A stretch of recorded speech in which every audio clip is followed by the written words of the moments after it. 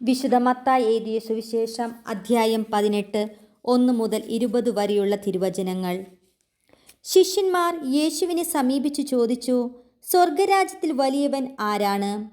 യേശു ഒരു ശിശുവിനെ വിളിച്ച് അവരുടെ മധ്യം നിർത്തിക്കൊണ്ട് അരുളി ചെയ്തു, സത്യമായി ഞാൻ നിങ്ങളോട് പറയുന്നു, നിങ്ങൾ മാനസാന്തരപ്പെട്ട് ശിശുക്കളെപ്പോലെ ആകുന്നില്ലെങ്കിൽ സ്വർഗരാജ്യത്തിൽ പ്രവേശിക്കുകയില്ല. ഈ ശിശുവിനെ പോലെ സ്വയം ചെറുതാകുന്നവനാണ് സ്വർഗരാജ്യത്തിലെ ഏറ്റവും വലിയവൻ.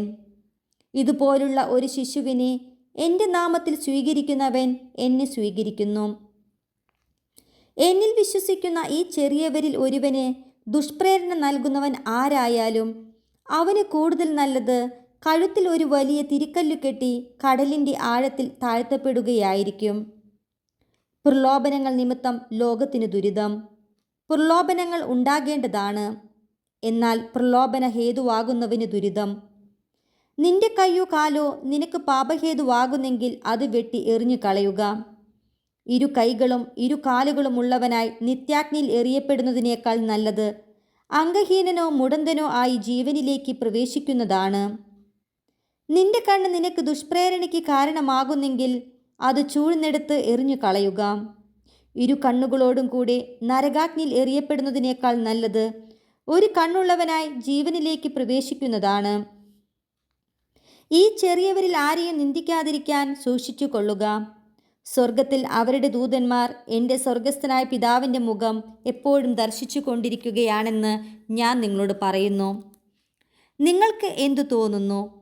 ഒരാൾക്ക് 100 ആടുകൾ ഉണ്ടായിരിക്കെ അതിലൊന്ന് വഴിതെറ്റിപ്പോയാൽ 99നെയും മലയിൽ വിട്ടിട്ട് അവൻ വഴിതെറ്റിയതിനെ അന്വേഷിച്ചു പോകുകയില്ലേ?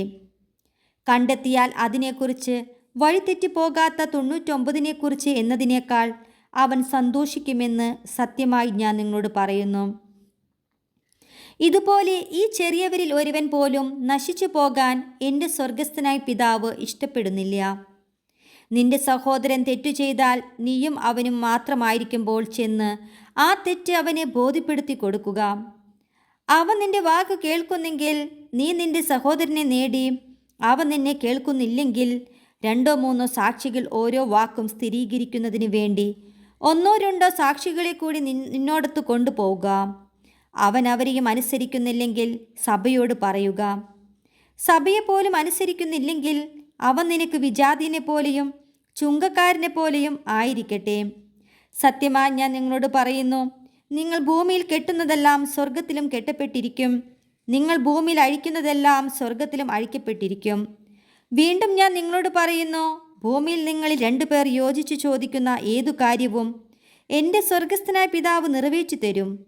എന്തെന്നാൽ 2-3 പേർ എൻ്റെ നാമത്തിൽ ഒരുമിച്ച് കൂടുന്നിടത്ത് അവരുടെ മധ്യേ ഞാൻ ഉണ്ടായിരിക്കും.